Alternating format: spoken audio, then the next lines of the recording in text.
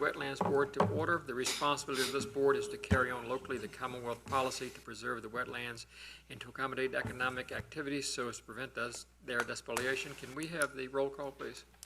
Mr. Rodley? Here. Mr. Waltrip? Here. Mr. Apperson? Here. Mr. Hughes? Here. Mr. Dunn? Here. And Mr. Dunn is here for Mr. Gussman. Did everybody have a chance to read the minutes? Any corrections, additions? The minutes stand. Our first public hearing is WJPA 190010, and I believe Mr. Long is going to be doing that one. I guess not.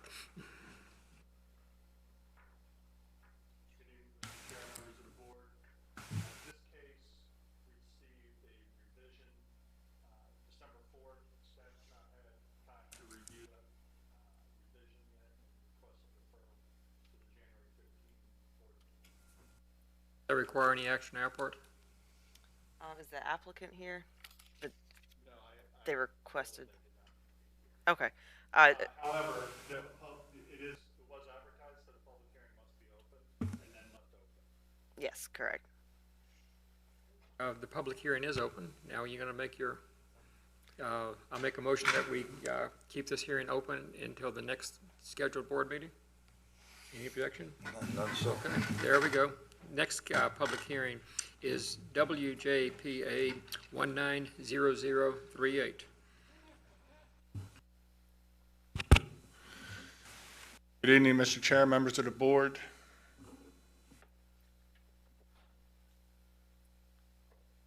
Mike Wilson, Senior Watershed Planner, here to present case WJPA-19-0038, 5024 River Drive. Ms. Carla Havens of Mid-Atlantic Resource Consulting has applied for a wetlands permit on behalf of Mr. James Miller to construct a 104 linear foot bulkhead on property located at 5024 River Drive within the Diaskin Creek watershed. Current site conditions on this property include a failed timber bulkhead and dock. They're falling into the creek. Proposed vinyl bulkhead will be 104 linear feet, no more than 2 feet channelward of the existing failed bulkhead. Proposed bulkhead will tie into the proposed retaining wall upland of the proposed vinyl bulkhead to ensure structural stability. That part of the case will be heard by the Chesapeake Bay Board. The retaining wall will act as the tieback system for the new bulkhead. The plan has been reviewed and designed by a structural engineer for accuracy. According to the Commonwealth of Virginia, they're committed to achieve no net loss of wetland impacts in the acreage and function for the regulatory programs. In order for a proposed project to be authorized to impact wetlands and compensate for any wetland loss, the following 3 items must be met. That all reasonable mitigative efforts, including alternative siting, which would eliminate or minimize wetland loss, have been incorporated into the proposal.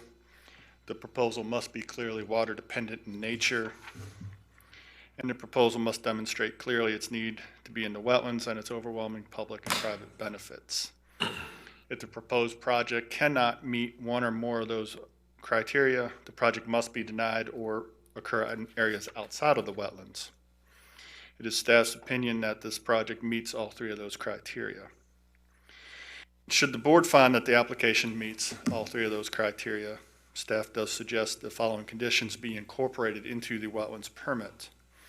That the applicant obtain any other necessary federal local wetland permits as required. That any development activities located in the special flood hazard area shall comply with Article 6, Division 3, floodplain area regulations of the James City County zoning ordinance and receive all required approvals and permits prior to the commencement of such activities.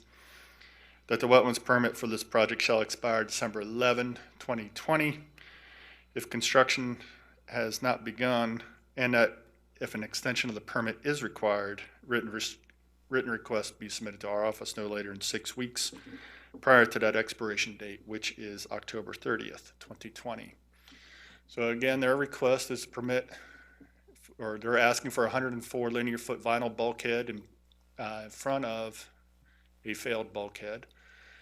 They're also asking for an open-sided roof boathouse over an existing boat lift, which is actually exempt from this wetlands board, but it was part of the application.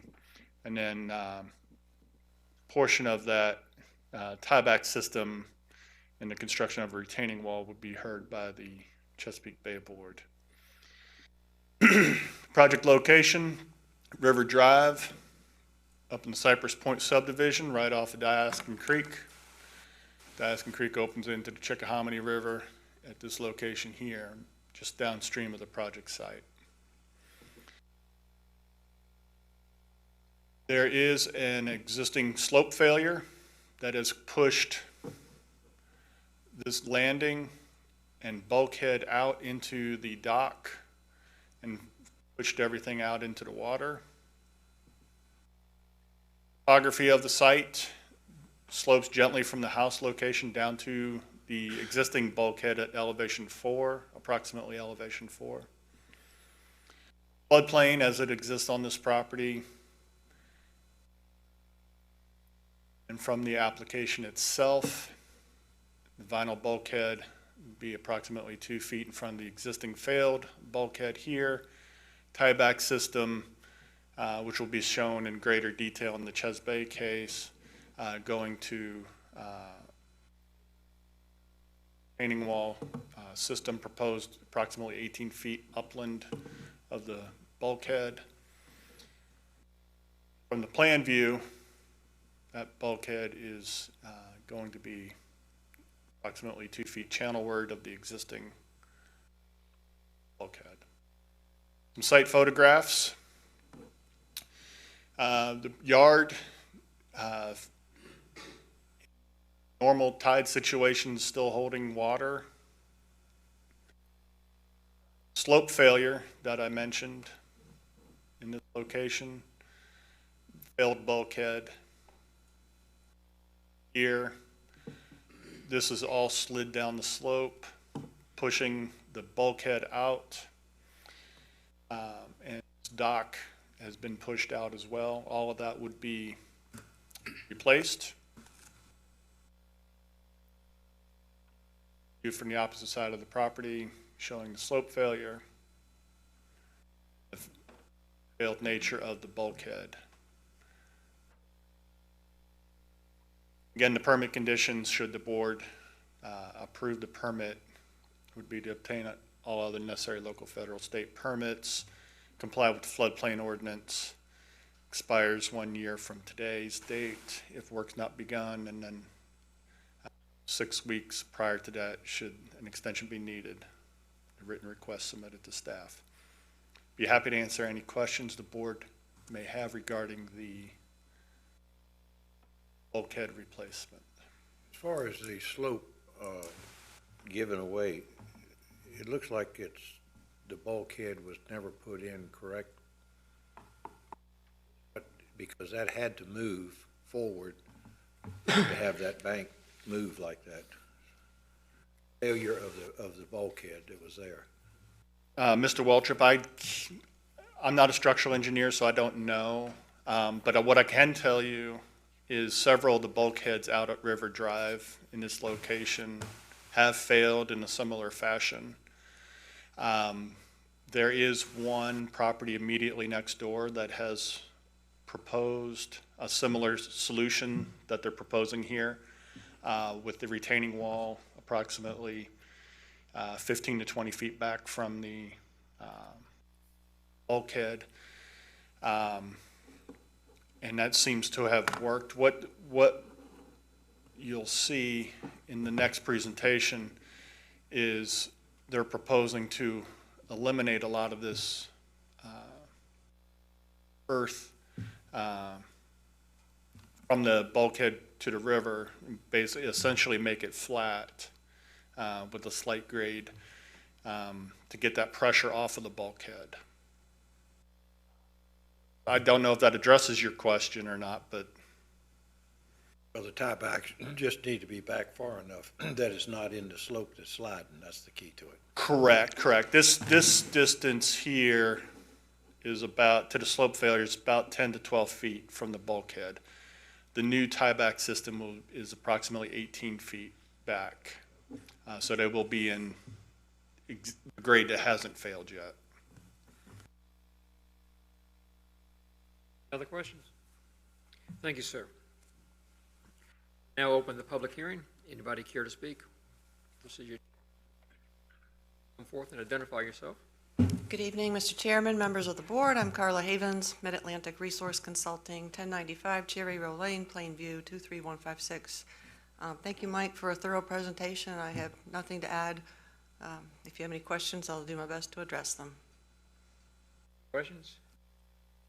Thank you. Anybody else would care to speak? Come forward. Nobody else wants to speak? Do you have any discussion?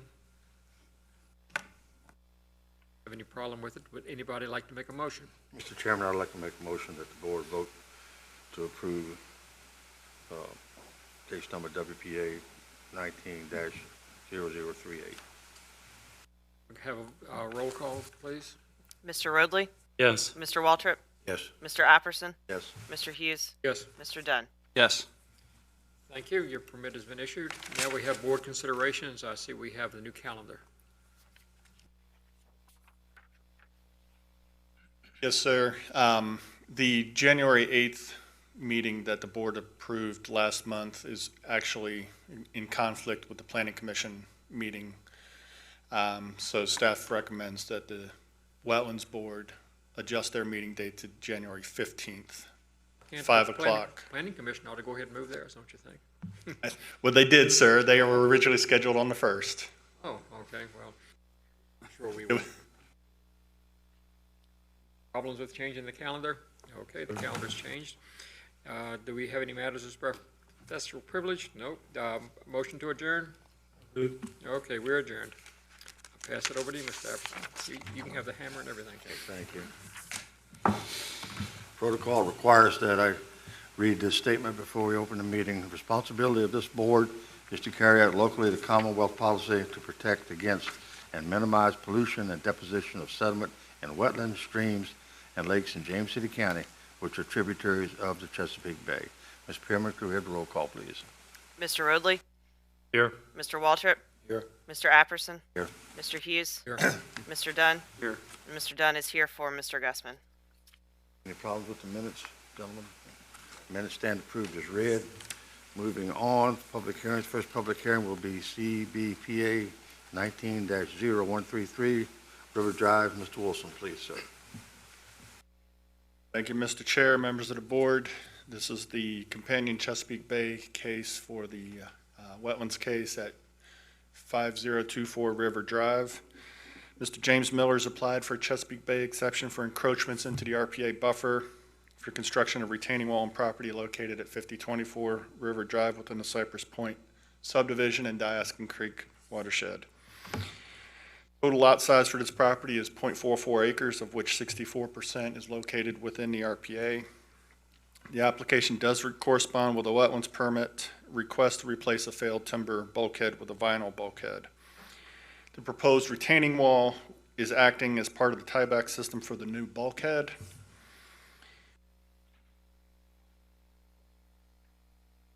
And the applicant also wishes to remove some of the weight of the soil behind the bulkhead to reduce the potential chance of bulkhead failure in the future.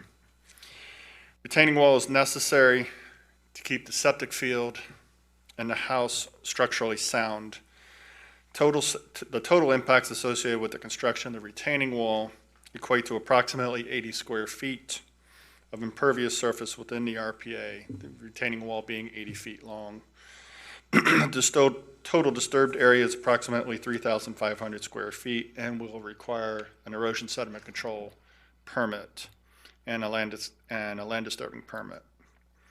Staff's evaluated the application and found it has met all the requirements in the ordinance for the construction of the retaining wall.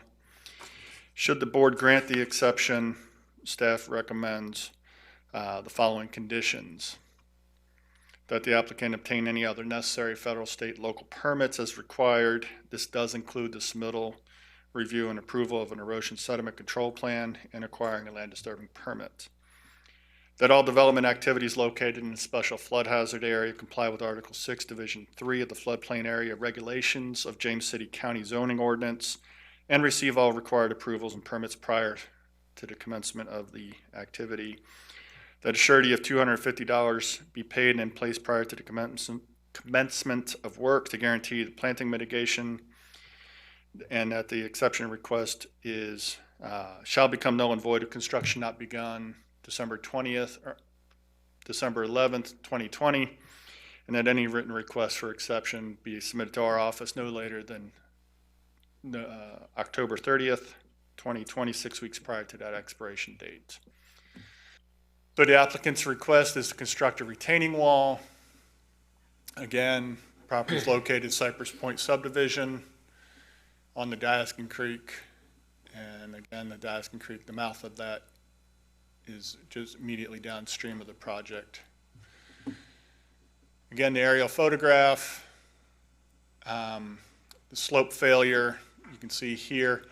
Wanted to get a picture of what the neighbor had done in their situation. They installed a retaining wall here when they rebuilt their bulkhead.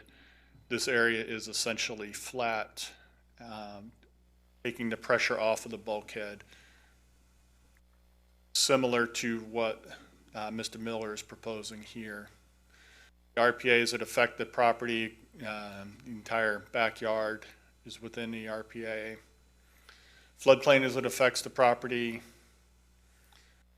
And from the engineering report, base of the bulkhead is here, approximately 20-foot long steel tie rods tying into a 3x3 by 100-foot concrete anchor with bulkhead being, or the retaining wall being approximately 5 feet in height here, above grade. This triangular section of earth would be removed. Septic field and the house are to the left of the retaining wall. Proposed bulkhead, proposed retaining wall. From the project site, some photos. See the location of the proposed retaining wall approximately there. Has been staked. And wanted to get a picture of what the neighbor had done here as well. They angled their retaining wall a little differently. Mr. Miller's is straight. The concept is the same. Again, should the board approve that, this proposal, staff recommends these conditions, that the applicant obtain any other necessary permits. This does include an erosion sediment control plan and land disturbance permit. That the development activities located within the special floodplain hazard area comply with the zoning regulations. That there's a surety of $250 to guarantee the planting mitigation. The planting mitigation would be 3 shrubs for this amount of impervious cover. The exception request become null and void if construction is not started 1 year from tonight's date, December 11, 2020. And then any written request for extension be submitted to our office no later than October 30th, 2020. Be happy to answer any questions the board may have on this application. No questions? Yes, sir. Thank you, sir. At this time, we'd like to open the public hearing for this particular case. Anyone wishing to speak to this case, can please come forward. Yes, ma'am. Mr. Chairman, members of the board, Carla Havens, Mid-Atlantic Resource Consulting. I have nothing to add. If you have questions, I'll do my best to answer them. Did you design the adjacent setback, the adjacent construction there where the slope was actually leveled and retaining wall moved back upslope? I It did looks like a not. real good design, the reason I'm asking. It's the first I had seen one of those, as being a member of the board, that particular design. It looks like it's well thought out. Yours is going to be like that. I cannot take credit for it. I just drew it up. Okay. But it does seem to make sense. It You've got to does, kill yeah. 2 birds with 1 stone. Do you know why it failed, why the property failed? I think Mr. Apperson was onto something that perhaps they've got at least 6 feet of water out in front of that bulkhead, and they're on the turn in the river. And I believe it's scoured out in front, and it's aged, and the tie rod's probably rusted, and It it's happens, changed. right? Okay, thank you. Any questions? Thank you very much. Anyone else wishing to speak? Seeing no one come forward, we'll close the public hearing. Your pleasure, folks. What you got? Chairman, fairly straightforward companion project to the bulkhead replacement. If there's no other comment, I'll make a motion to adopt the resolution to grant the exception for Chesapeake Bay Board case CBPA 19-0133 at 5024 River Drive. Thank you, Mr. Rowley. Ms. Pembroke, have the roll call, please. Mr. Rodley? Yes. Mr. Waltrip? Yes. Mr. Apperson? Yes. Mr. Hughes? Yes. Mr. Dunn? Yes. Moving ahead, case CBPA 19-013 Jockey's Neck Trail. Mr. Long, I think you're up for this.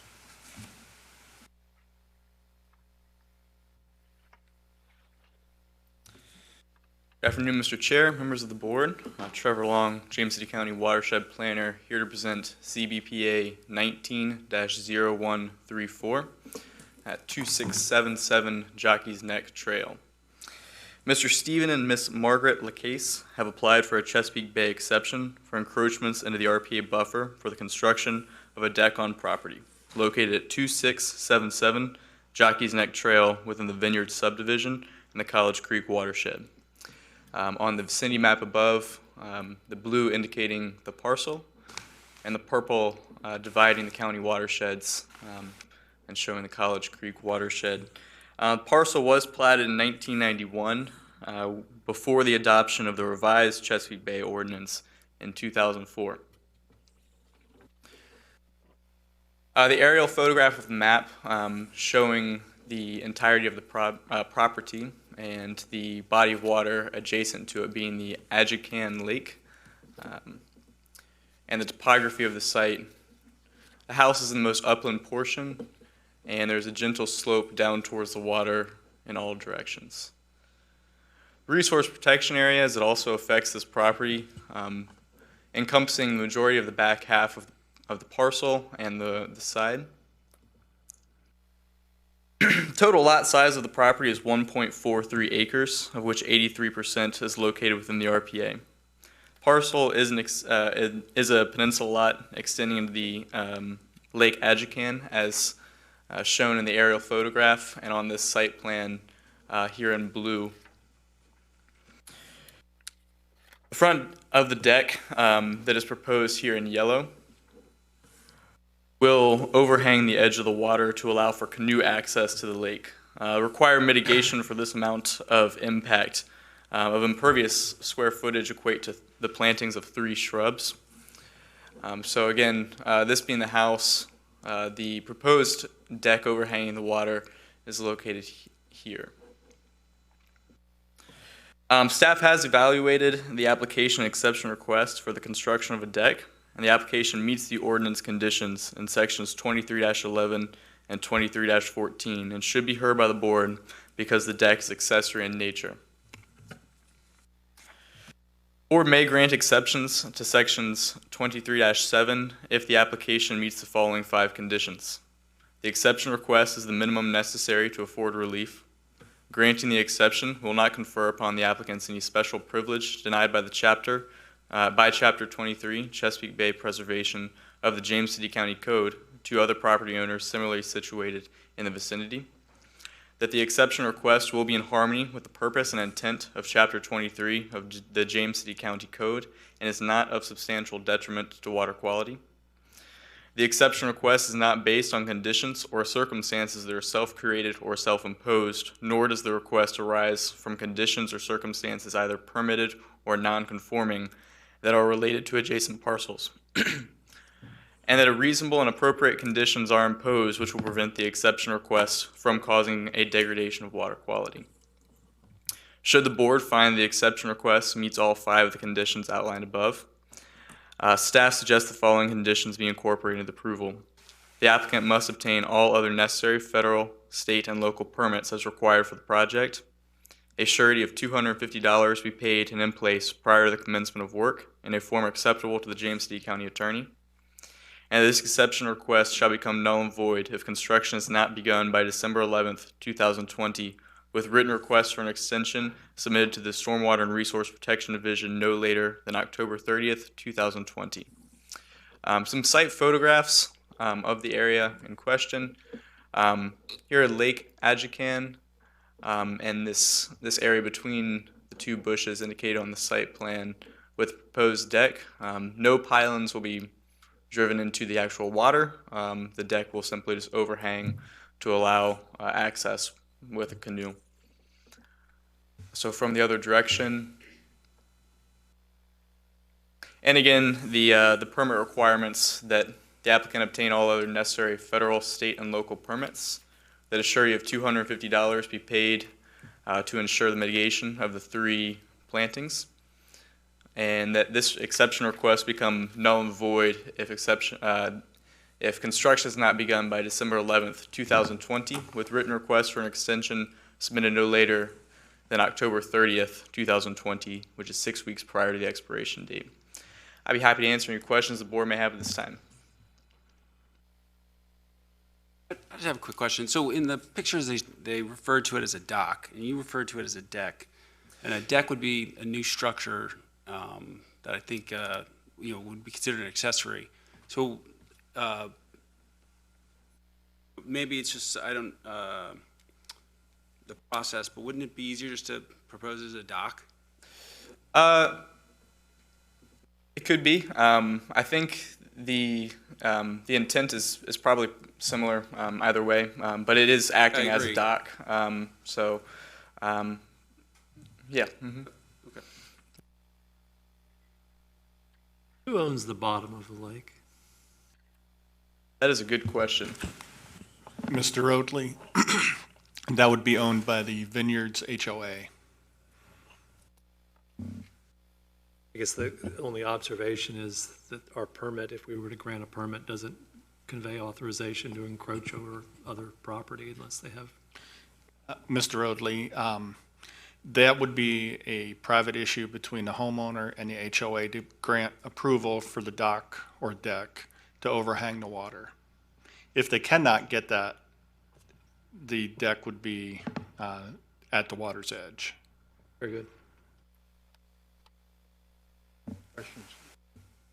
Thank you, sir. Thank you. At this time, we'd like to open a public hearing for this case. Does anyone wish to come forward and speak to this? Anyone coming up, so we'll close the public hearing. Your pleasure. I'd like to start.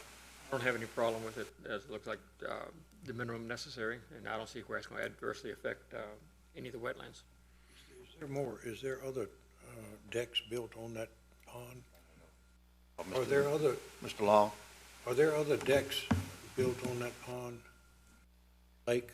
This would be the first deck that would be I thought. permitted like this on that particular pond. We've seen some in other subdivisions like Kings Mill, but I believe this would be the first one within the Vineyard subdivision. By approving this one, you'll open it up for others that could be built too. That would be a possibility.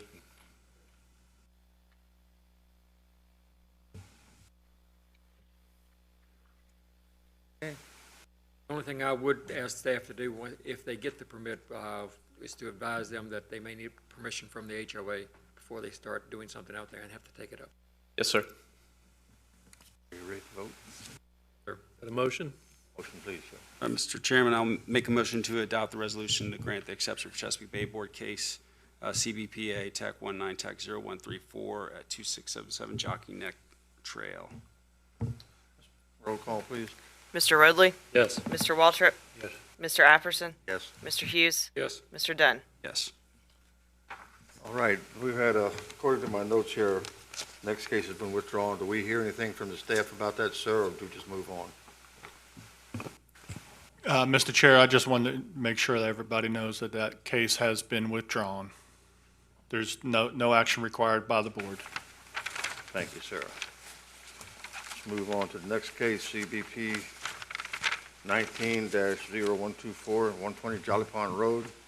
I think Did I miss one? Yes, sir. Okay, William Tanker Drive, I'm sorry about that, CBPA 190114, Mr. Long. Good afternoon, Mr. Chair, members of the board. Trevor Long, James City County Watershed Planner, here to present CBPA 19-0141, 2552 William Tanker Drive.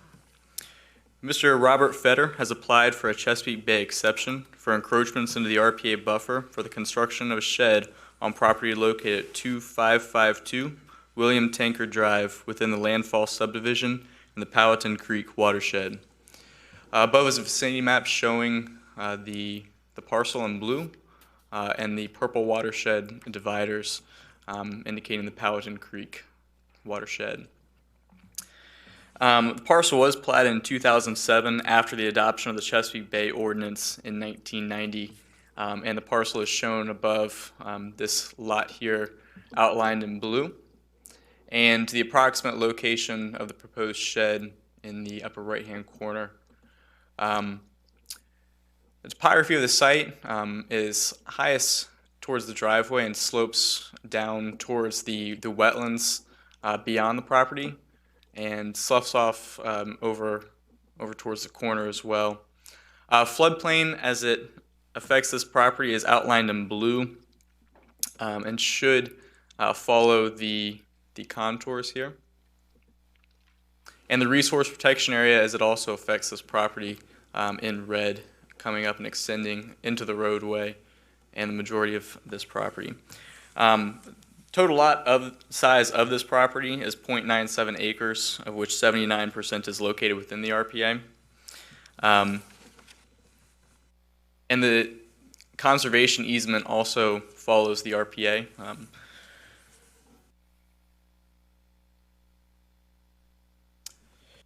So the total impacts associated with the construction of the shed equate to approximately 100 square feet of impervious surface within the RPA and the conservation easement. In addition to this, it also is proposed within the floodplain, and according to proffers for the subdivision, there are to be no structures in the floodplain. Required mitigation for this amount of impervious impacts equate to the plantings of 3 shrubs. So again, on the site plan above, yellow indicating the size of the shed and the planting unit behind it. Here's the mitigation plan that's been proposed by the applicant. Plantings of 1 maple tree and 3 holly shrubs.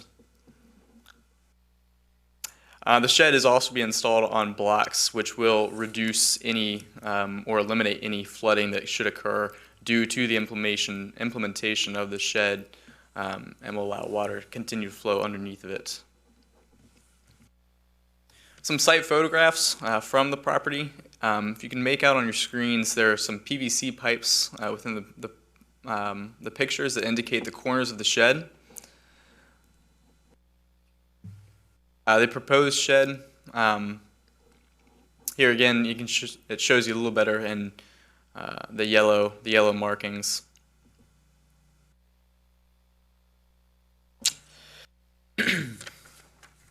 Staff has evaluated the application and exception request for the construction of a shed on this property. This application does meet ordinance conditions in sections 23-11 and 23-14 and should be heard by the board because the shed is accessory in nature.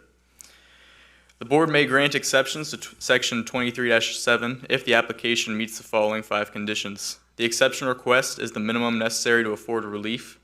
Granting the exception will not confer upon the applicant any special privileges denied by Chapter 23, Chesapeake Bay Preservation of the James City County Code, to other property owners similarly situated in the vicinity.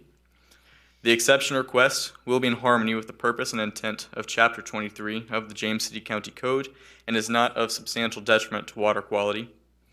The exception request is not based on conditions or circumstances that are self-created or self-imposed, nor does the request arise from conditions or circumstances either permitted or non-conforming that are related to adjacent parcels, and that reasonable and appropriate conditions are imposed which will prevent the exception request from causing a degradation of water quality. Should the board find the exception request meet all 5 of the conditions outlined above, staff suggests the following conditions be incorporated into approval. The applicant must obtain all other necessary federal, state, and local permits as required for the project. All development activities located in the special flood hazard area shall comply with Article 6, Division 3 floodplain area regulations of the James City County zoning ordinance and receive all required approvals and permits prior to commencement of such activities. Written permission from the easement holder to place the structure within the conservation easement shall be provided prior to the commencement of such activities, and that a surety of $250 be paid and in place prior to the commencement of work in a form acceptable to the James City County Attorney's Office to guarantee the planting of the mitigation. And that this exception request become null and void if construction is not begun by December 11th, 2020, with written requests for extension submitted to the Stormwater and Resource Protection Division no later than 6 weeks prior to the expiration date, October 30th, 2020. Thank you very much. I'd be happy to answer any questions. Mr. Chairman, I noticed that there was a write-up that came along with the application that expressed that there was no other area on the property to locate the shed. Could you go back to the site plan and help me Yes. understand that?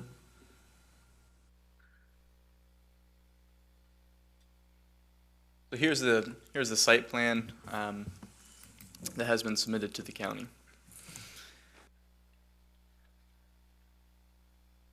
It looks to be area outside of the conservation area. I mean, We'll defer to the applicant to address his reasonings for the situation of the shed. and if the shed were approved in its proposed location, how does that jive with the conservation easement that's in place? Approval from the Stormwater Division would be needed and in place to impact into the conservation easement, so it would be a separate process. And then additionally, I believe we are under the understanding that in order to impact into the flood zone, it would have to get approval from the Planning Commission as well. And then the last question was shed access. I mean, I assume that they're going to need, are they going to need access through the RPA to, is that a trail or a natural area or? I'll also defer that to the applicant. Thank you. Question. Thank you, Mr. Long. Thank you. This time, we'll open the public hearing. If anyone has anything they'd like to say towards this application, please come forward.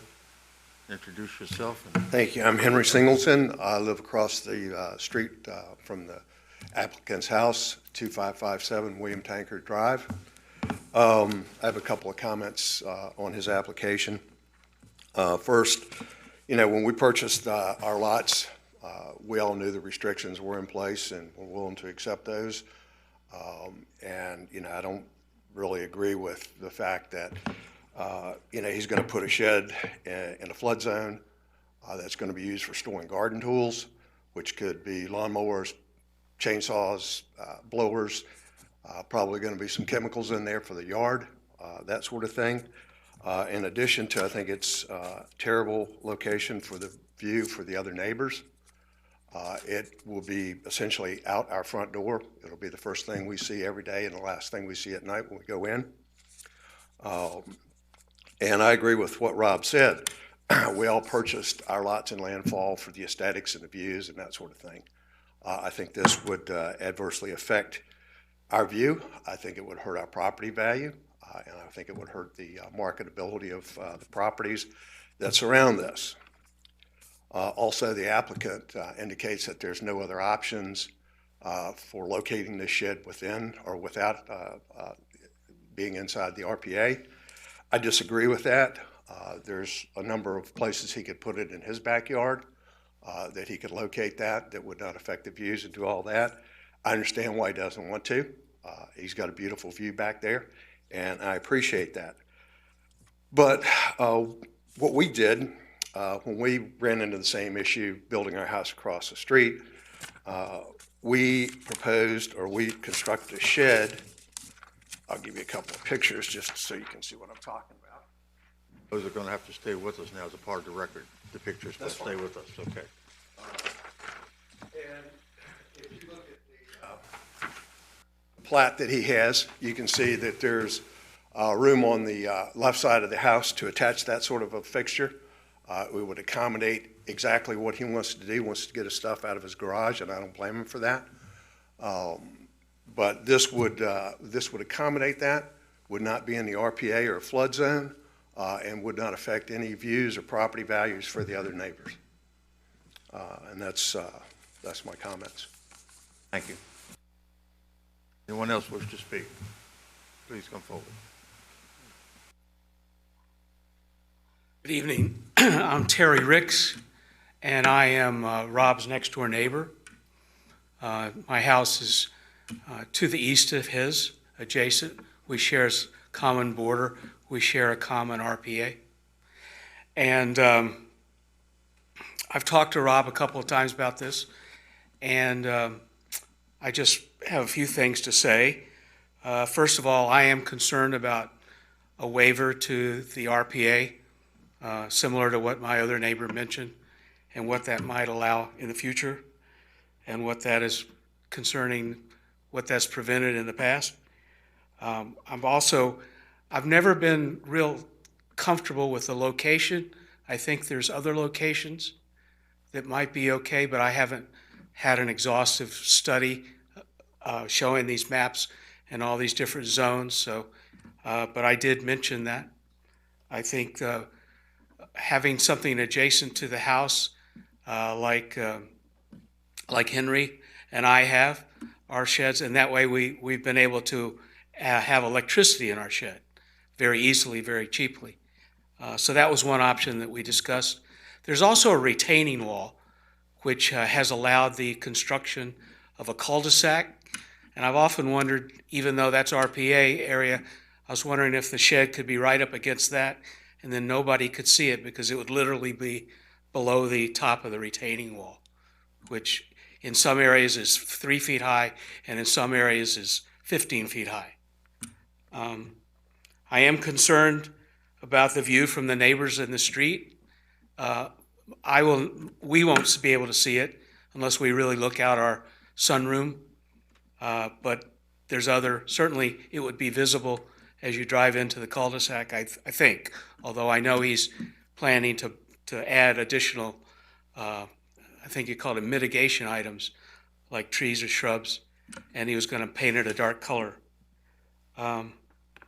Last but not least, it's my understanding that there would be a homeowners association review requesting neighbors' comments on that. So I guess that's a subsequent hurdle he would have to get over. And if I've said anything inappropriate or incorrect, please correct me.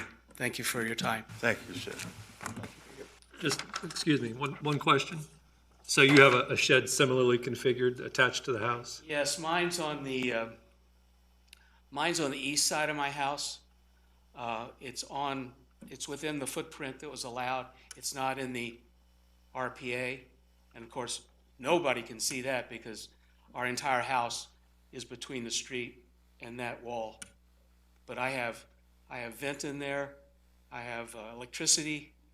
I have an access hole into my crawl space. So that's worked out pretty well for us. Thank you. Anyone else wish to speak, please? Rob Fetter, 252 William Tanker Drive, and here to answer your questions about the project. Why is the shed put where it is? Well, it's hard to see it there, but the house, the whole area around the house and the areas that says trees with views, that's all clear. You can see straight on through there. Everybody can enjoy it. We enjoy it from the back. The house to the right enjoys it from their back viewing areas. People that come to the cul-de-sac, people actually come to our street to walk around the cul-de-sac now to see the view. So we built a house there. It accommodated people's ability to enjoy. The folks across the street appreciate the view sheds that we have got approval to make. So I never really got any disagreement when we were removing vegetation. I've offered to do whatever it takes to shield the shed from view. It's in a fairly dense, in just a little bit of a background of my strategy for the view sheds, you know, I'm kind of a naturalist. I've had this is my third waterfront house on the Chesapeake Bay front resource area. And I'm kind of a naturalist, so I clear what makes sense to clear, and I want to keep it nice and natural where it's dense there on the left. If you drive up that cul-de-sac, you won't be able to see that area from the street, and it's just barely observable from the houses across the street. It's very dense there. There's some pine trees that stay vegetated year-round. I'm not sure the pictures that Trevor brought bear that out, but it's very, very dense there, and I'm willing to make it denser so nobody can see the shed. That shed there's about 12 to 15 feet below the street level. There's a big wall there. It serves no purpose other than when the developer wanted to put houses in there, they had to have a way to support the cul-de-sac. So it goes way down, and there's very little that you can actually observe from the street there.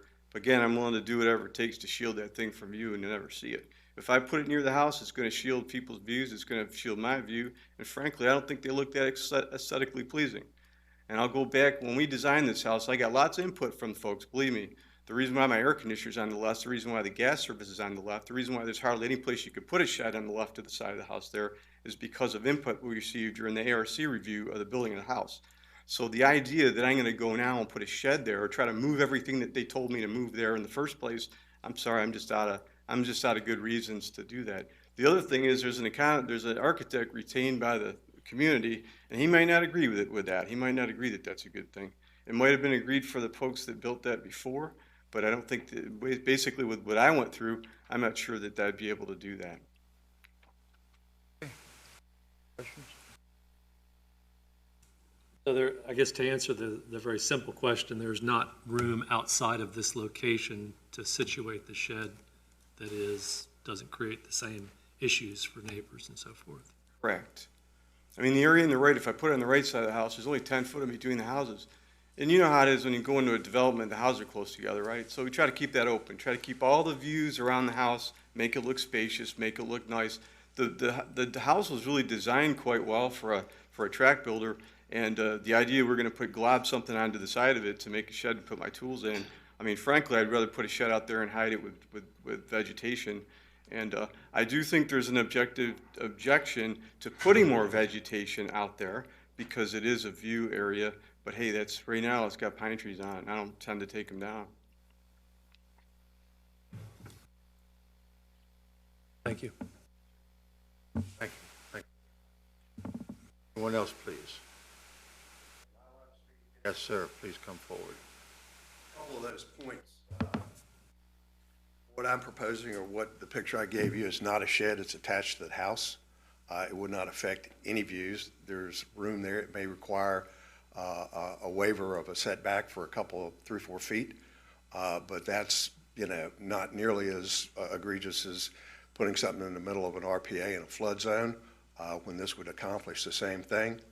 The vegetation he's talking about, the pine trees, yeah, it's very dense at top, but when you look at it at street level, you can see all the way through it. So there, and if you put a 10 by 10 shed in there, you're going to see that roof as soon as you walk in. I've done the measurements. I've looked at it. I mean, that's just, you know, that's just the way it is if you put that shed in a location. So thank you very much. Anyone else, please, wish to speak? We don't want to start a debate, but just one more time, please. Okay. No, that's all right, but we want to kind of just keep it just as. I'll keep it brief. I don't want to start an argument here. No, I understand. Okay. I'm go not ahead. putting the shed in the flood zone, all right? Just so you know. I'm not putting flood in the flood zone, and I'm not going to have chemicals leaking into the river. All right. It's not in a flood zone on the drawing, and you can see the flood zone drawn up there, and it's not going to be built that way, sir. Anyone else wish to speak, please? If not, we'll close the public hearing. Have some discussion from the board. Can I start off, please? I didn't know this was coming tonight, the controversy. Quite frankly, my feelings on this is I do not want to vote for or against this man's project, or against the neighbors, or against the Bay Board. Without looking at it and being sure that the vote that I'm making has some fact to back up other than what I've been told here tonight. I can't see this in my mind, what I'm voting on. And my position would be, I would like to see how the board feels about deferring this until we can make it on-site, take a look at this. I'm not exactly sure that I know exactly how my vote should go on this, simply because there's a controversy here, and I want to be, I'm not fair to either one if I vote now without knowing what the full picture looks like, what it looks like on the ground. And that's my position. Please add or distract, whatever you have to say is fine. You realize the majority controls. If you wish to vote, that's fine, whatever you decide. Mr. Chairman, I concur with your position. I'm Thank you, prepared to sir. make a motion to defer. I think the applicant has to request a deferral. Is that right, Mr. Wilson, please? Yes. What we're talking about, sir, is that I think the board would like to come out and take a look at where the shed's going to be and what the consequences are going to be, but you have to request a deferral for that. To say that we are going for authorization to actually put a building on the RPA plus location. There's two different things we're looking at as far as this board. As far as I understand it, yes. We are authorizing a building to be put in the RPA, plus we are trying to figure out where it to go. Quite frankly, I'm not as concerned with aesthetics as I am the biology of the situation. That's where I'm coming from. And I agree with you. But I just want to look at this, if the board will allow this to be for everyone involved. I would concur with you. Yes, sir. And I just seriously appreciate you not being the Architectural Review Committee for landfall on this one. And I welcome, come on out and see that as far as the environmental impacts go, I'm requesting a deferral for you to do that. All right. Is that sufficient? Okay. Thank you, sir. You'll hear from Mr. Wilson. I understand we can only come out two at a time with something like that to stay legal, but we may have to make as many separate stops on your property. Okay. Thank you. All right. Mr. Wilson, do we need to reopen the public hearing and let it stay open? Yes, please. Yeah, just reopen the public hearing, and if someone wants to make a motion to defer, and then you can voice vote on that. Public hearing is reopened. Did I hear you say that we have to make a motion and a vote to defer? Yes. Okay, I couldn't quite hear you. We're open for a motion from someone on the Mr. Chairman, I make a motion to defer the resolution to grant the exception for Chesapeake Bay Board case CBPA 19-0141 until the next meeting. Okay. And regularly all in scheduled favor? meeting. Just all in favor, say aye. Aye. Anybody against? Okay, it's like ayes carried. Thank you. Let's see, moving on. Help me out, John, be sure I'm on the right one now this time, okay? Last one on that. Okay. CBPA 19-0124, 120 Jolly Pond Road, Earthen Dam and Farm Pond. Michael, looks like you're up on this one.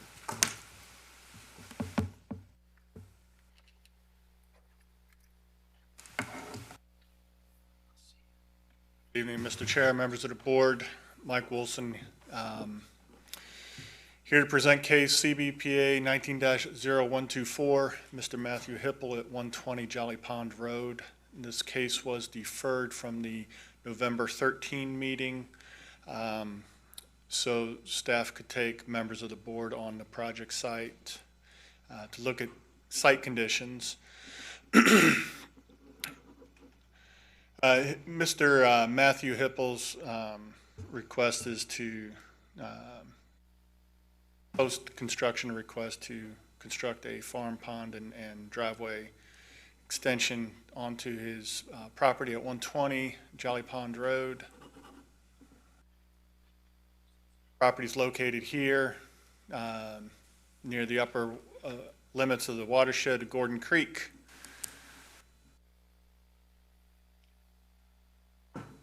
In 1996 aerial photograph, it will show a driveway driveway coming into the project, into the house here. That driveway was originally constructed pretty much at grade down the valley. The driveway did have a culvert under it.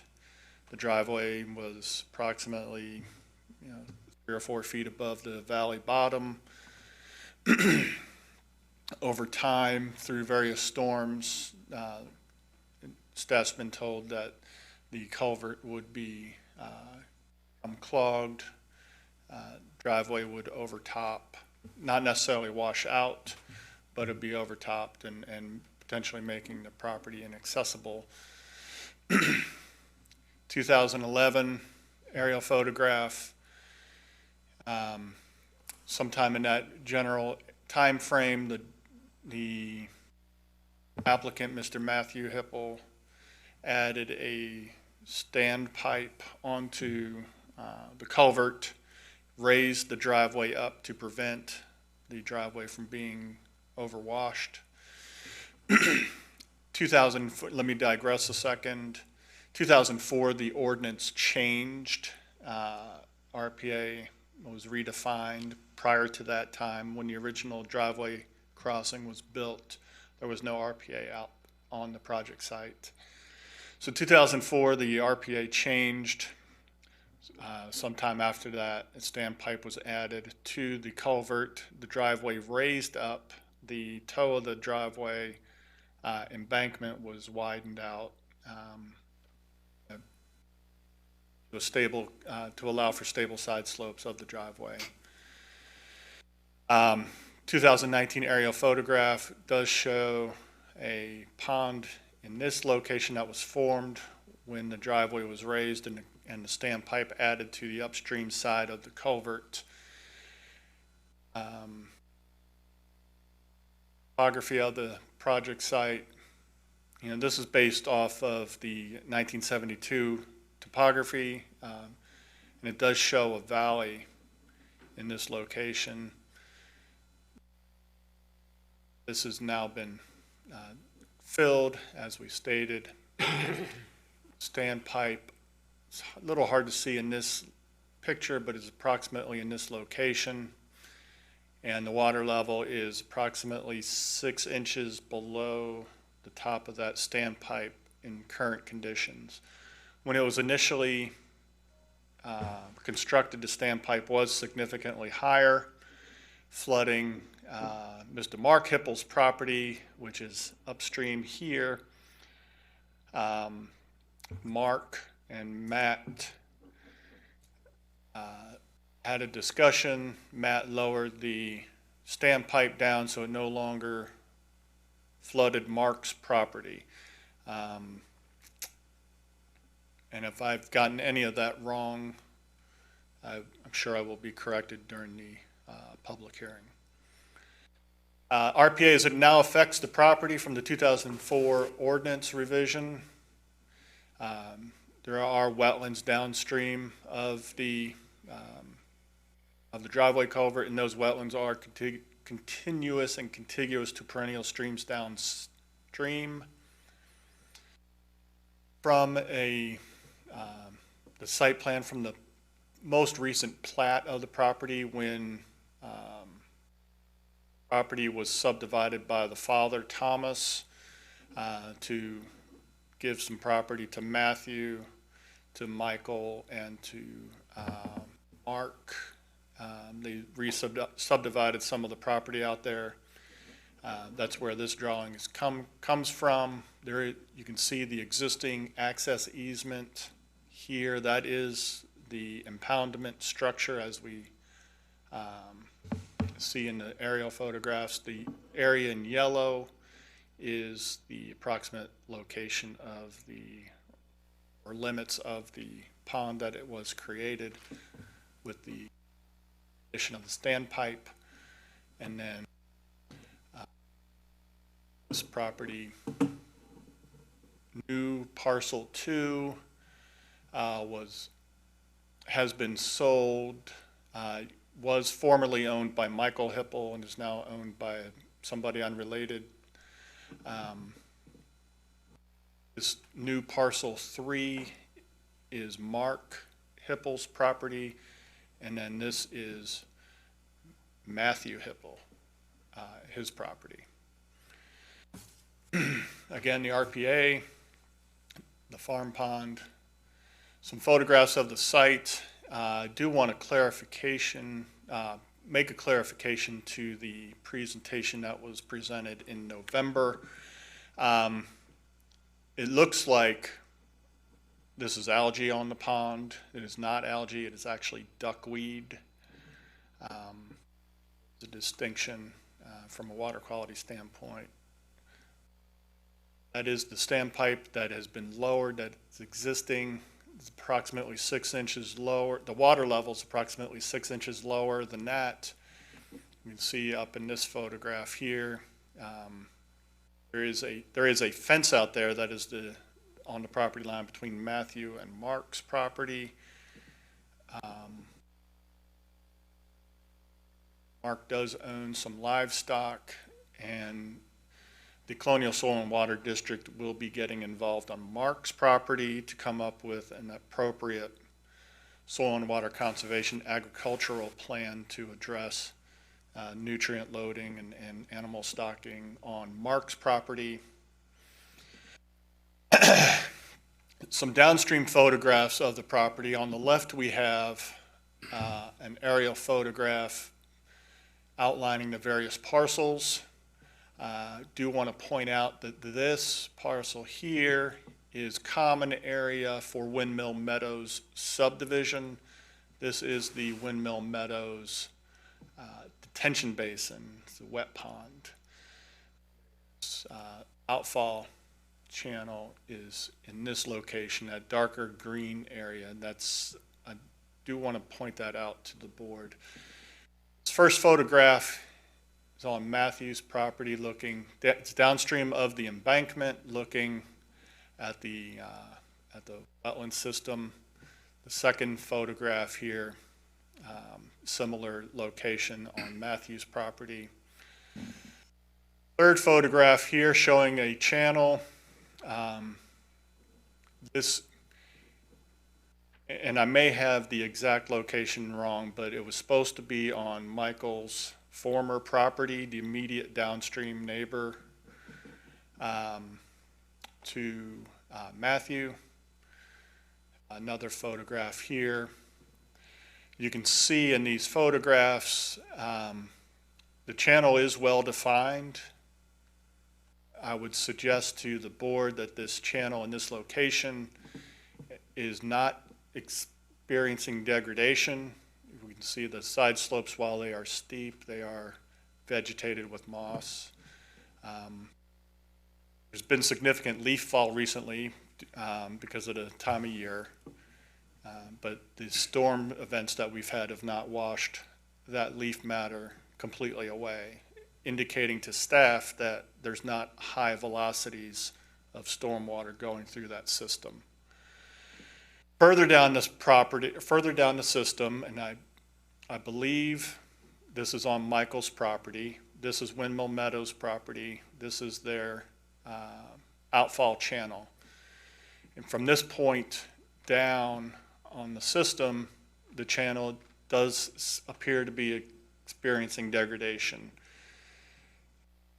And I would suggest to the board that that degradation may be caused by an older BMP design from the Windmill Meadows subdivision.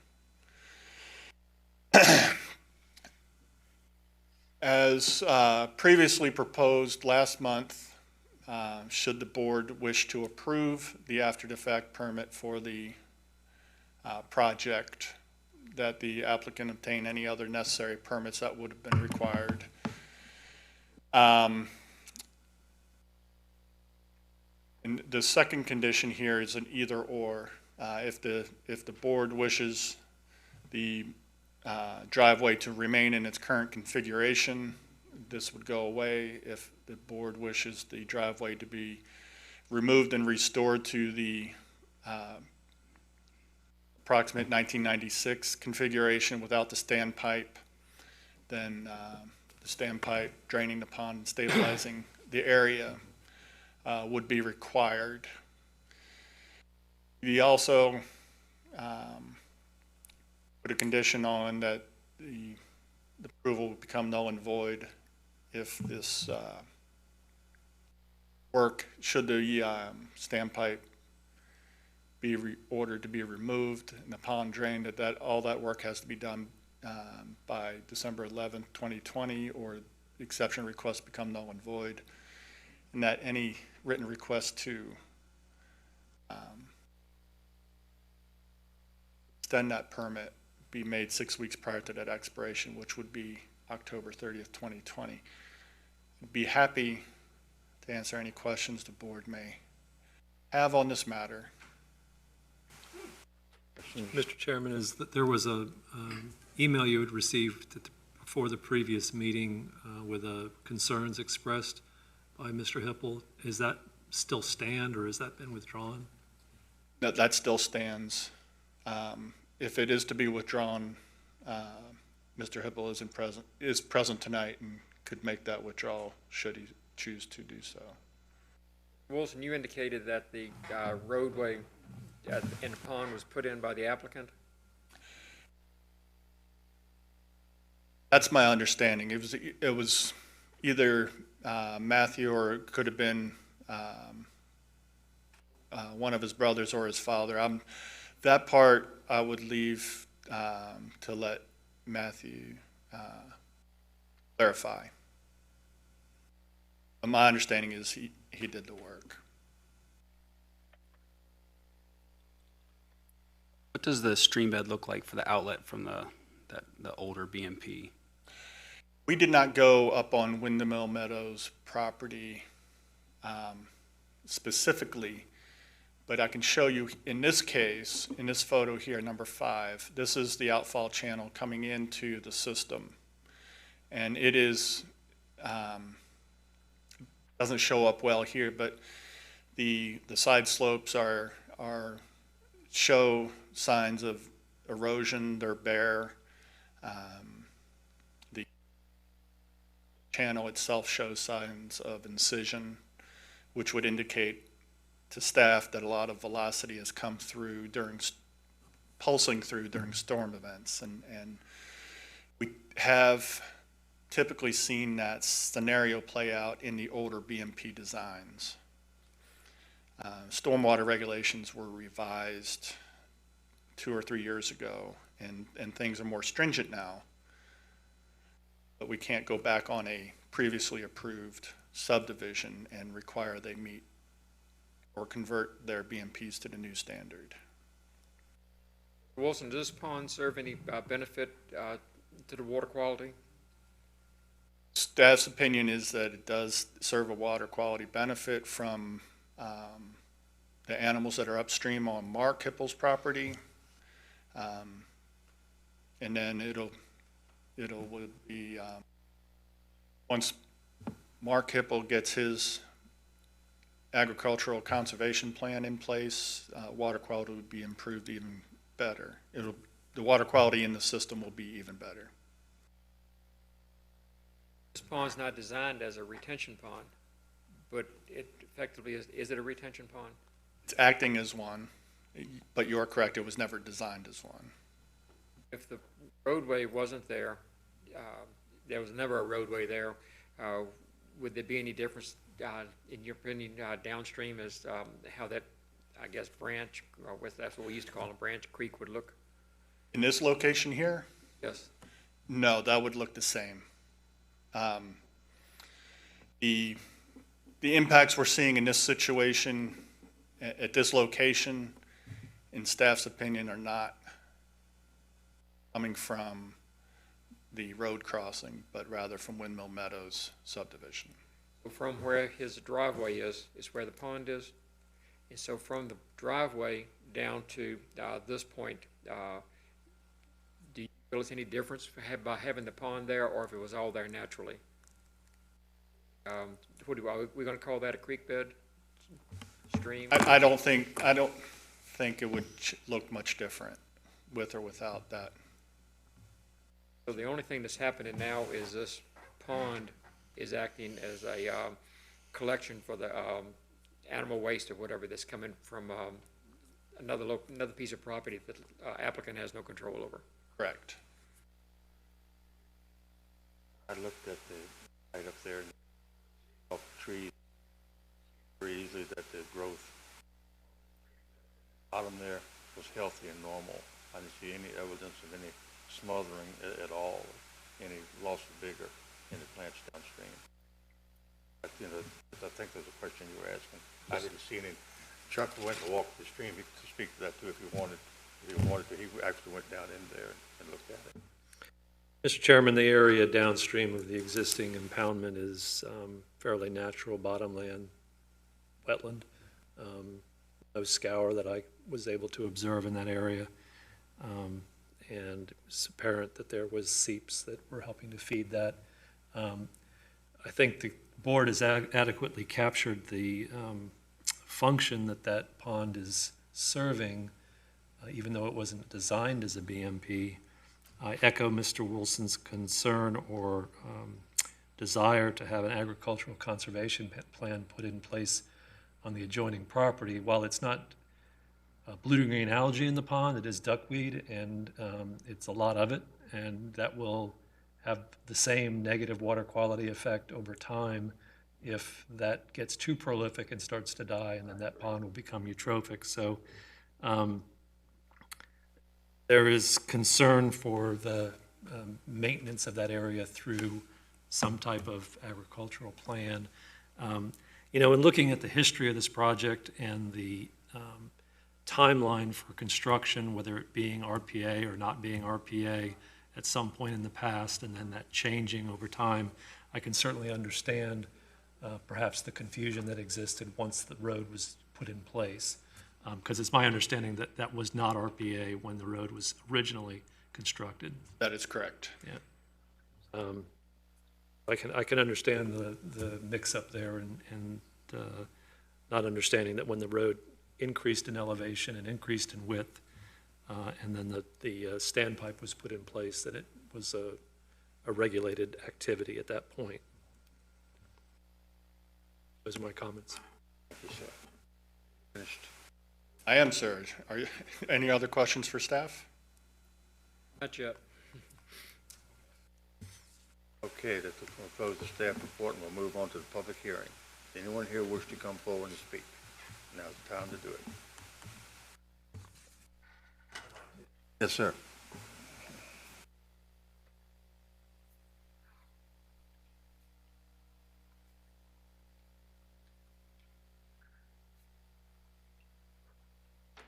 Good evening, Chairman and Board. My name is Matt Hippel. I live at 106 Jolly Pond Road and 120 Jolly Pond Road, two pieces on that same family subdivision. Just to give you kind of a snapshot, in 1961, Dad bought the property. In 75, he built a house at 106 Jolly Pond Road. In 76, we moved into that house. After we moved into the house, we had chickens, ducks, geese, horses, cows, does, pigeons, and pigs. In fact, the hog pen is in the bottom where we're speaking of. So that's where all the hog pen was. It's a lot cleaner, a lot better than it was back in the 70s and 80s. In 1995, Dad gave me the piece up that we're talking about on 120 Jolly Pond Road, which is a house up on the hill. You are correct that the road did go down in there. He gave me a little over 1 acre, which didn't encroach down into the pond area or everything up on the plat where you see the well is. That's where my property started up there. Wasn't until I finished the house in 96, early 2000 is when we put the started with the dam and everything on the road. Road kept washing out down in that bottom. I've got a couple of pictures if you'd like to see in regards to the pond, and I realize that once I give them to you, I don't get them back, so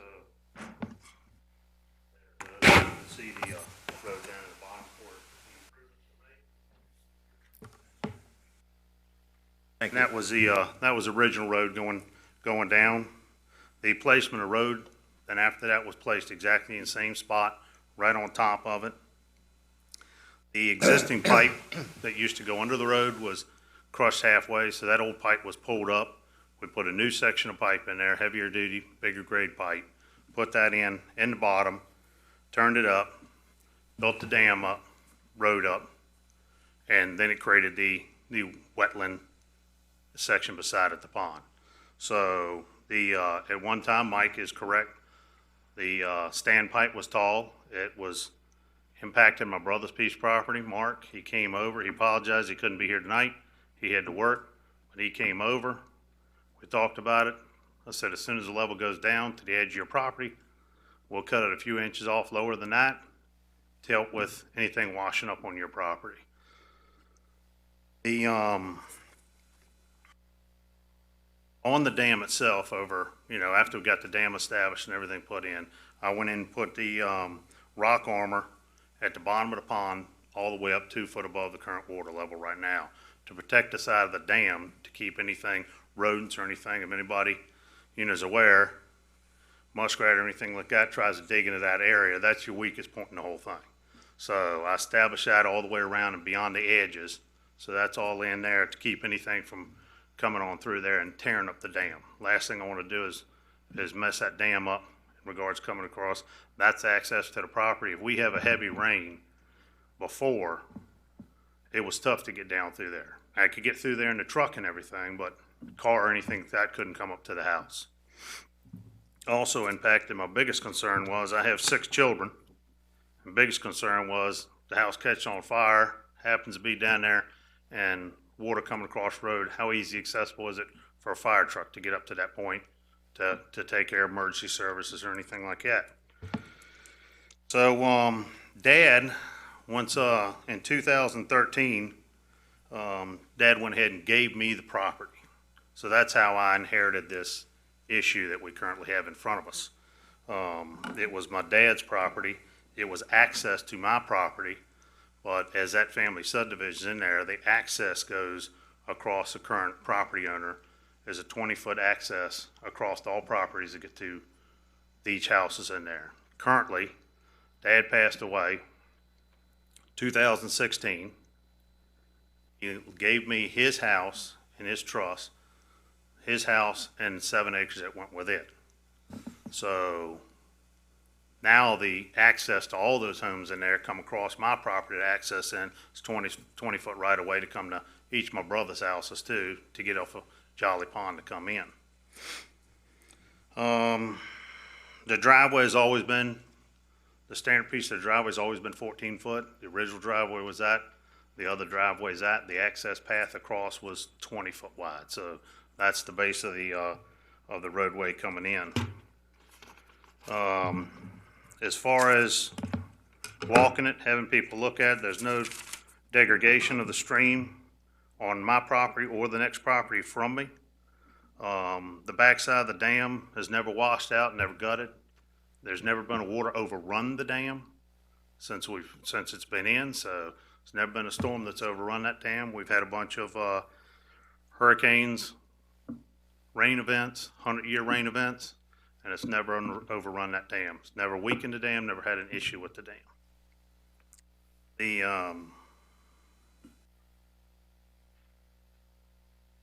pond right now, in my opinion, helps control all the sediment and everything from my brother's piece of property with his animals. His, Mark's daughters love their horses, love their animals.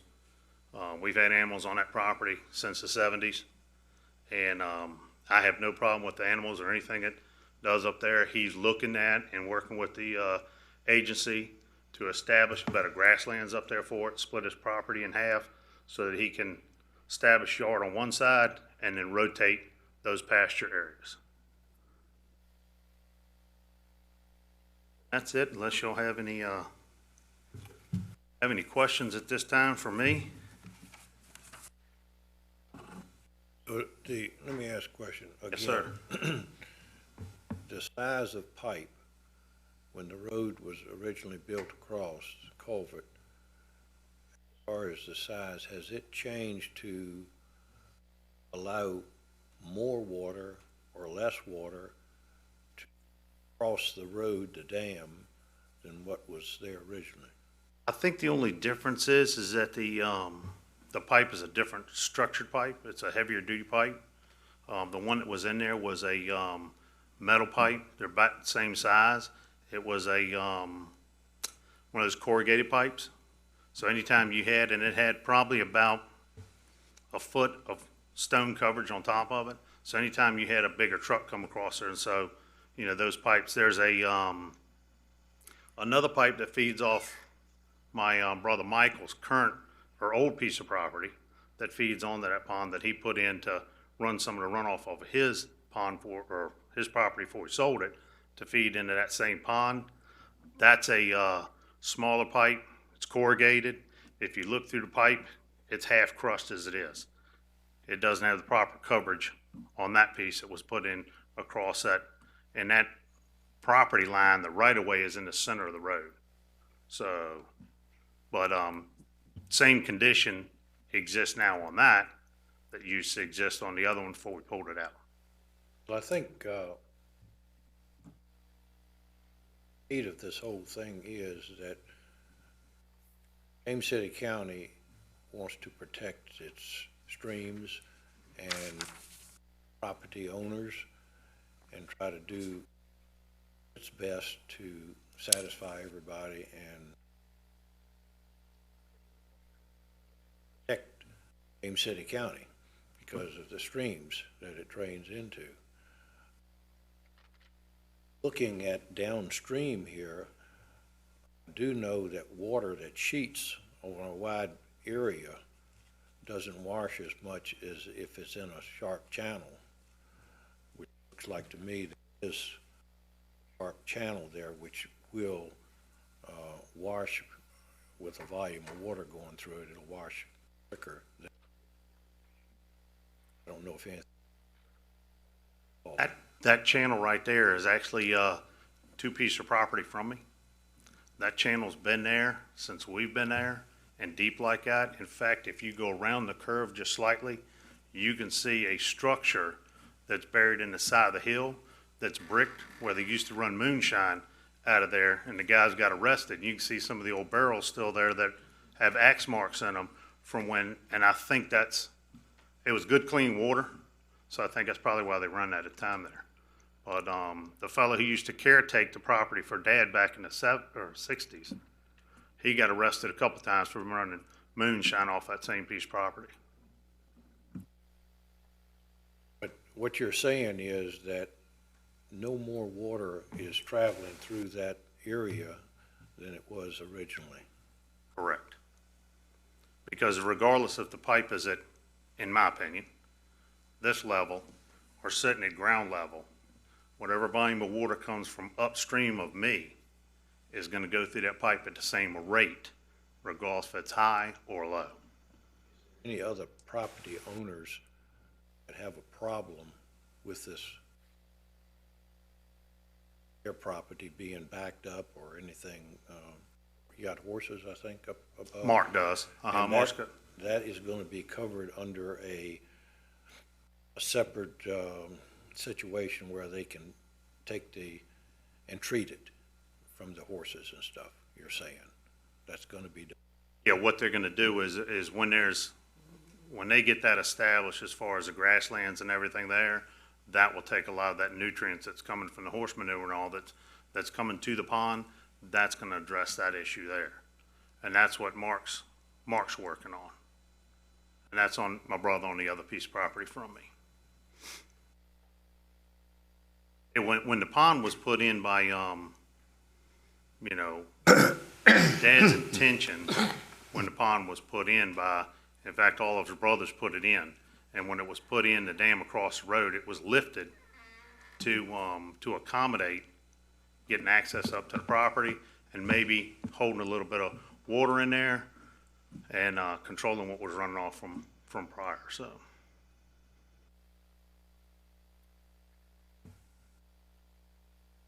Okay. Thank you, gentlemen. Thank you, sir. Anyone else wish to speak, please?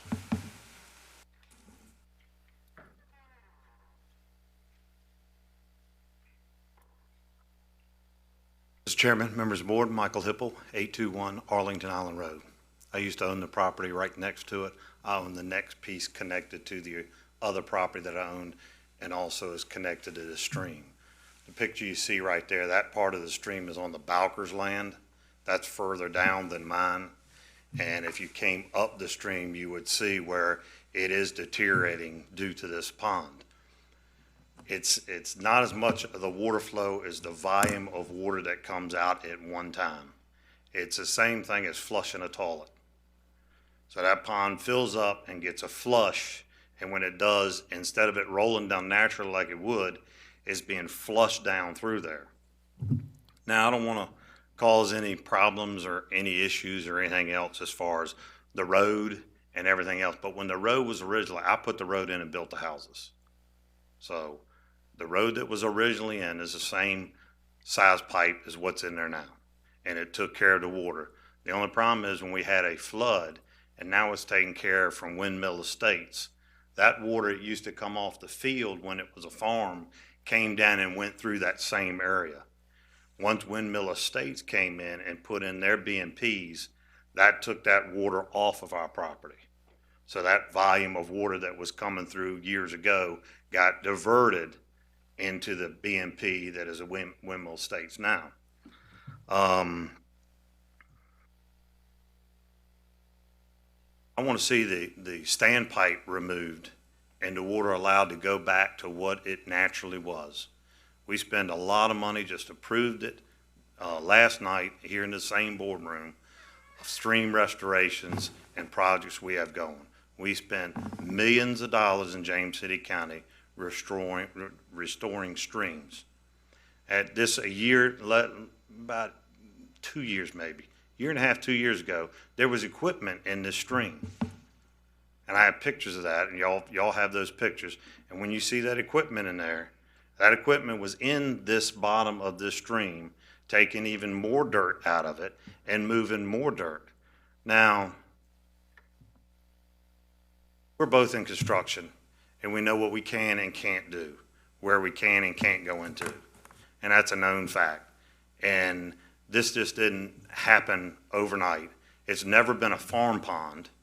Yes, did we have pigs down there? Yeah, we had pigs similar, not in the pond, but close to that area. I agree with that. We had chickens down there too. That was years ago. There's a lot of things we did years ago that we don't do today because we found out there's better practices. There was a whole lot of things we did as far as cutting trees and everything else that we find now are different practices that help the environment. I didn't mention anything on, and I can't, it's not up in this photo, but it was one back from it. I didn't ask anything about keep going back, if you would please. Keep going. It's the parking lot. Keep going. Right here. See over where the parking lot got expanded and you see the dotted line and all that. All that's in the RPA. All that got added. Some of that lift is 12 and 14 foot tall. I didn't say anything about that. And Bob didn't bring that into it. It's there and it's in the RPA, and it was put in the RPA at that time when Matt still had that piece of land that he owns now that got a little bit larger. I didn't bring that up. I'm not bringing up the dam. Don't think we need to do anything with the dam. I'd like to see the dam stay in place. I would just like to see the stream restored back so that I don't get a flushing of a toilet coming down through my property and eroding my property. If anybody wants to look in there, of course, hard to see it with the leaves right now, and we haven't had a big rain event in like 40-some days. So you don't see the rain event. The pond was never designed. The road was put in, and the RPA was in place, I believe, in, is it 2004 when the RPA? 2004, so the road was put in after 2004. So the RPA was in place then.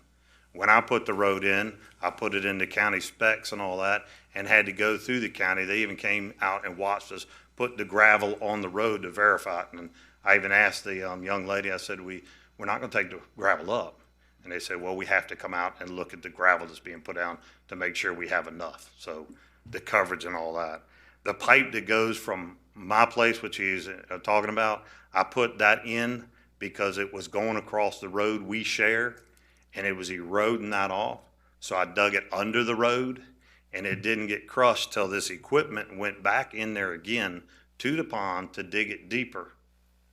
And that's when that pipe started getting deterioration.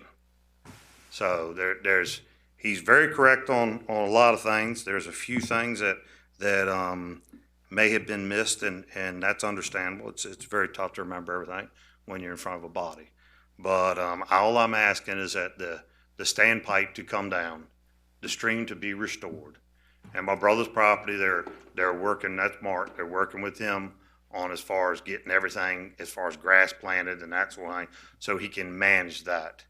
And, you know, he's just got too many animals on too small a piece, and anytime he gets any grass growing, they just chew it on up. So, but he has very healthy animals, he takes very good care of his animals. And so there's nothing against that, it's just animals are animals, they see grass, they're gonna eat. So he's had a hard time trying to keep the grass up, and that adds to the erosion. But this was never designed as a BMP. It was never designed, period. It was put in, and once the windmill estates went in, that took care of the flooding on our property that was coming from that property during major events. And so, like I say, I'm not looking for anything more than the standpipe and to restore the stream bottom, so that when it runs through my property, it isn't a flush.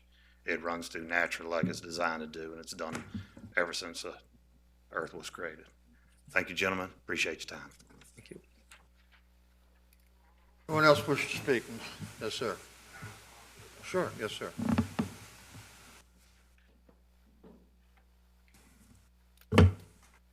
In regards to the worry about the volume of water going through there, Michael does make a good point. That Windmill Meadows has taken some of that water off, controlled it on theirs, sent it out there, so there's less water now than when we put the standpipe and the retention pond and all in, so there's less volume going through there. Regardless of what height the pipe is, if you cut the pipe off, the same amount of volume is gonna go through that same pipe, regardless if it's 9 foot tall, 3 foot tall, or on the ground. Anybody understands and knows it. In regards to putting that in, there are,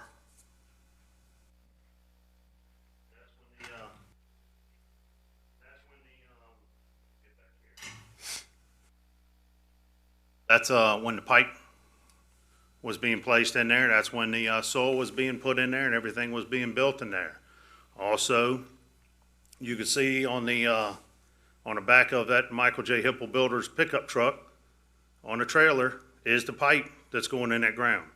You can also see his equipment and him out there putting that dam in. So it wasn't put in by any one individual, it's put in by all of us.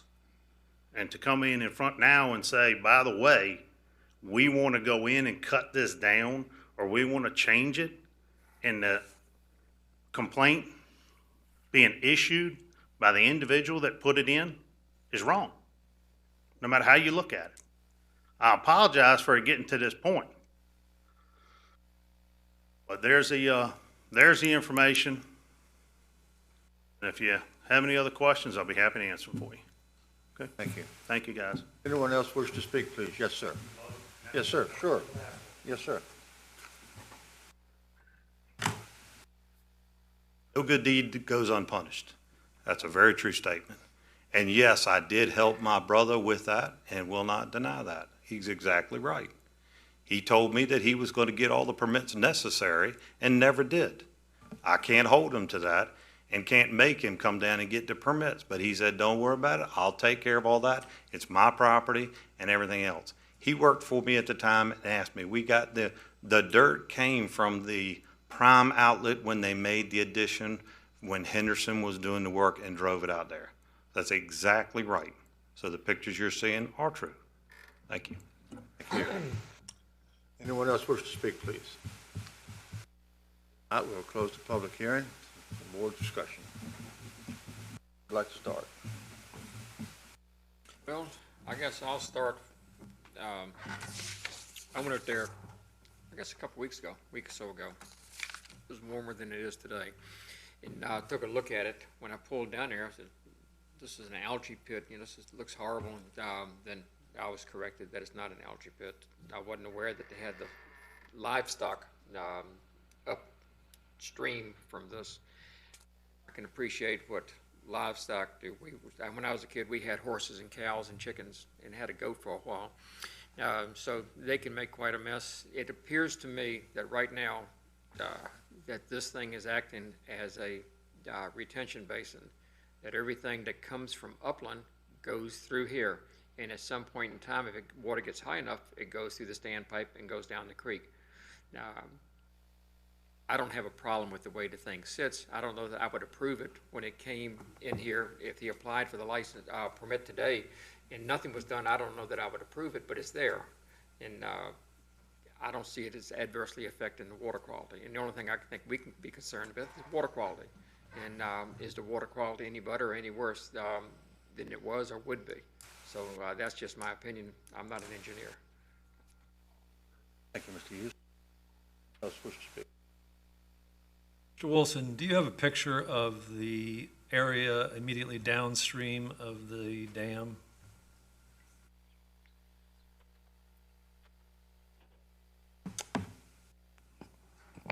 Mr. Rodley, I believe this is the area immediately downstream. Is there another one maybe there? That's what I was looking at.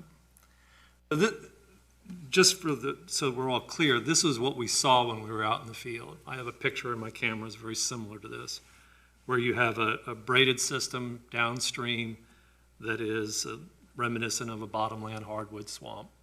And there is water that flows through here that comes out of that pond, but I'm not seeing detrimental erosion in this area. That's my observation based on my being on site.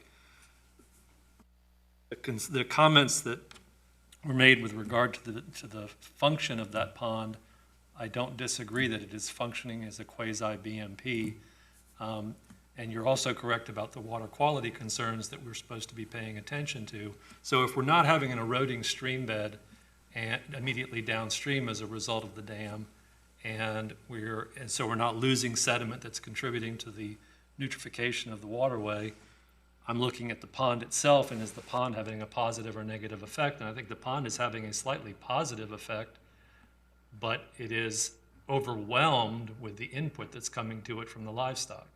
So from a water quality standpoint, and even though this is not part of our agenda, my concern is not so much for the BMP or the pond, but it is for the treatment of the agricultural conservation plan that would hopefully address the upstream properties flowing to this area. With respect to the activities that occurred without a permit, and hence the after-the-fact request for authorization, unfortunately, we don't live in a perfect world. That does happen on occasion. And I'm in a position here where I'm asking the question, is it appropriate to remove that which is contributing to the water quality in that waterway, the pond, and replace and remove the standpipe so that it drains down as Mr. Hipple requested?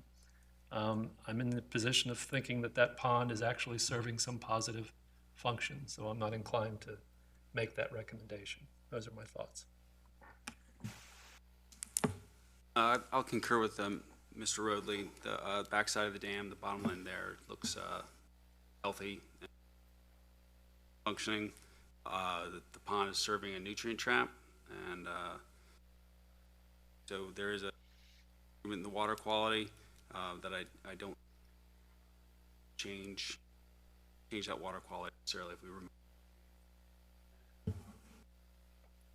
degradation. Outlet fall coming from that other BMP. I only have that one picture because I wasn't able to get back down in there, but that looks fair. You know, when you compare the outfall coming from the dam and then that would be culprit at that confluence of those two.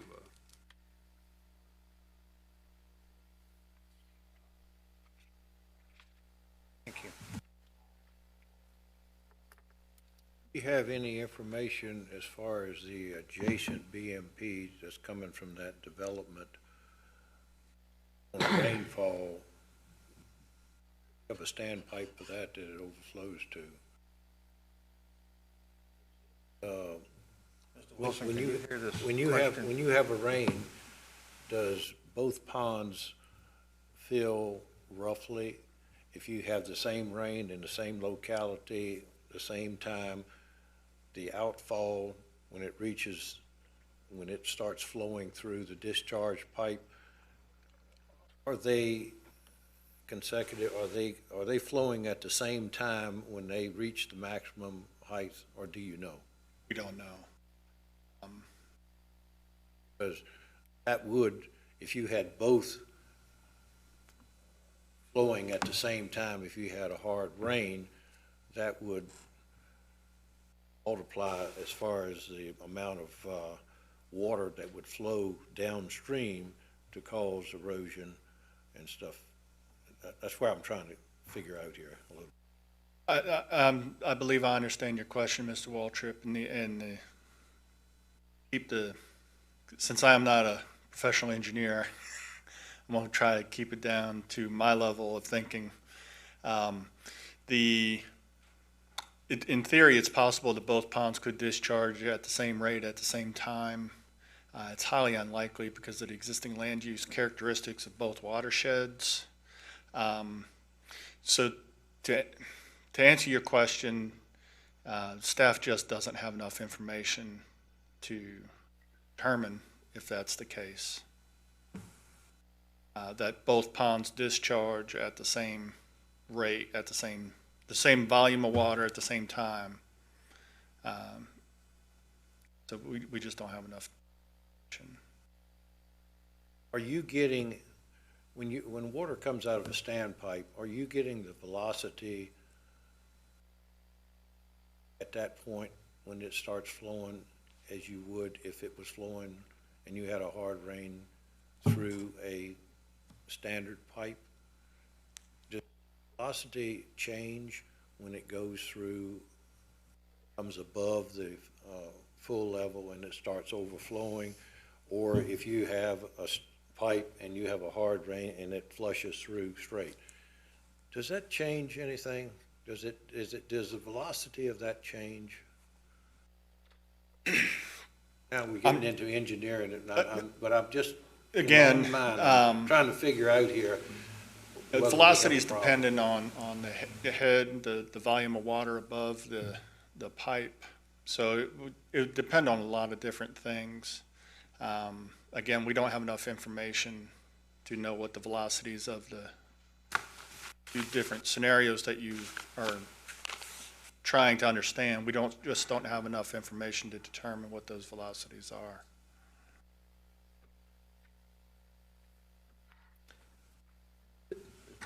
Mr. Wilson, Yes, Thank you.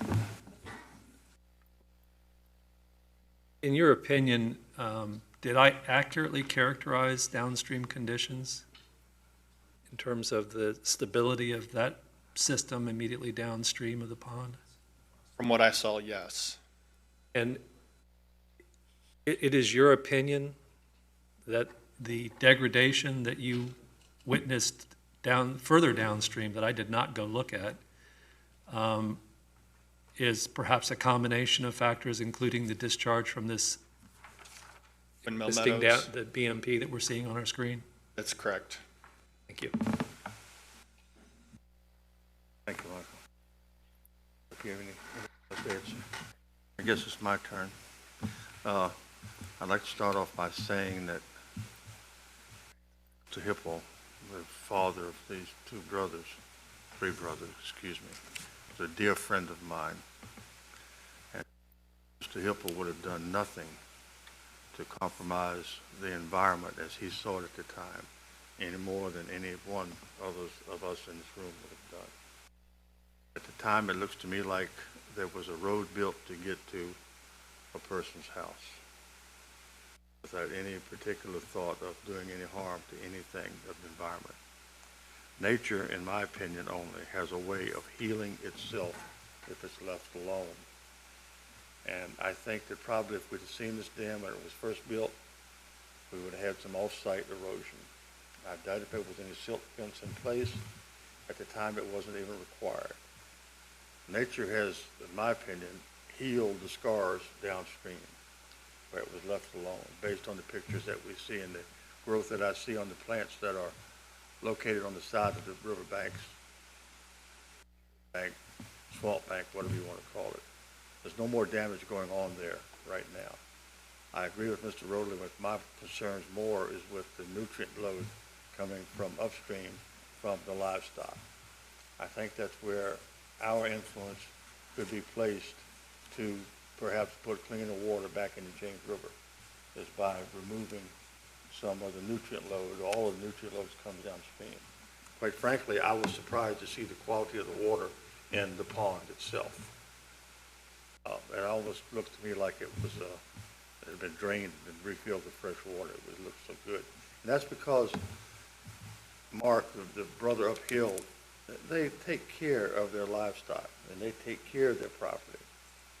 And one of the brothers there said it's very true that whatever's out there is going to eat the grass if grass is there. That's just a fact of life. They're getting ready to reseed it and level it off and have a grass area around the pond. I am myself of the opinion that I can't see any gain to taking the pipe out and turn it back into an ordinary flow. And I agree with what Mr. Hipple says about the fact that the money that the county spends on its Board of Supervisors and their awareness of the environment around us in James City County and the money that they're spending to clean up lakes, streams, and prevent lakes and streams from being polluted is admirable. It's very, very admirable. The conservation efforts presented by our Board of Supervisors leave many, many other supervisor groups wanting, in my opinion, when you look at James City County. But in this particular case, I was of the opinion that my vote would be to leave the pipe in place and just not do anything to disturb anything downstream. And while I'm not asking that this be part of the process, I will tell you this, Matthew, that if you plant a few cypress trees around there, they'll live for 1,000 years. I've seen them in James City, and not James, along the Blackwater, 1,800 years old. And that's something, if you want to do something to make something permanent there, to actually improve the pond, you can put a few cypress trees around there. You can get them from the Department of Forestry for a couple dollars a piece. With any luck, they'll be there for at least 500 years. And I see plants there that have died from being smothered. If you want to replace some plants now with plants that will live there continuously and actually add to the environment, I would recommend cypress trees. But I intend to vote in affirmative that this project be approved as it stands now. Simply because I don't think it's hurting anything, and I think that there's a lot more that could be done in other places. Thank you. Are we ready to vote? Anybody? If you're not ready to vote, please make yourself known and we'll listen. Can I ask one other? You can say anything you want to, sir. On the outfall of that pipe outside of the dam where it comes out, any measures could be done at the volume that comes out to defuse that volume in any way that would benefit? I think Mr. Rowley could probably answer that. He may not want to, but Mr. Wilson, that's probably directed toward you for an official answer. I think that we try to, on this board, we try to satisfy everyone. Yes, sir. Here, and I am one that really look forward to try to make a good decision on something that satisfies the whole community and does the job that it's supposed to do for the community. Your point's well taken, sir. So, Absolutely. anyway, could you answer that question for me? Certainly, Mr. Waltrip. There's, Mr. Matthew Hipple could install energy dissipation in a form of outlet protection from the downstream culvert. The issue I would see coming from that would be potential wetland permitting to actually install any kind of riprap outlet protection in the wetland system. I know there are certain thresholds that if they're under a certain threshold, no permits are needed, and so on and so forth, but that would be the only solution that I see to dissipate any velocity concerns. But I do want to just reiterate that the staff did not see any erosion issues immediately downstream of the outfall. The erosion is not really what I was talking about. I was just saying as far as the velocity. Right, standard That was outlet what protection my would break question up was, that yes. velocity. But it seemed like maybe velocity is what was causing the issue.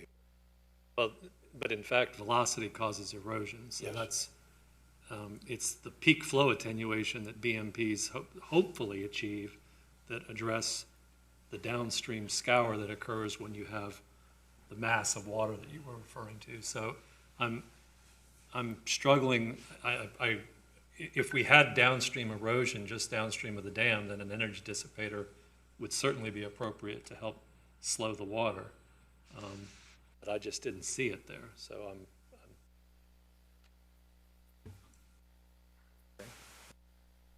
We ready to vote now? Well, I'll make a motion. You ready? Any Sure, other- go right ahead. I'll make a motion to adopt the resolution to grant the exception to Chesapeake Bay Board case number CBPA 190124 at 120 Jolly Pond Road. Mr. Chair, I want to get a clarification on that because staff did present two separate resolutions. One to keep, in essence, one to keep the pond and one to remove the pond, remove the standpipe. One to keep the standpipe, one to remove the standpipe. So if Mr. Hughes would Keep the clarify. standpipe. Keep the That standpipe. satisfy you? Keep the standpipe, is that understood? Okay. All right. Cameron, would you Okay. call the roll, please? Certainly. Mr. Roadley? yes. Mr. Waltrip?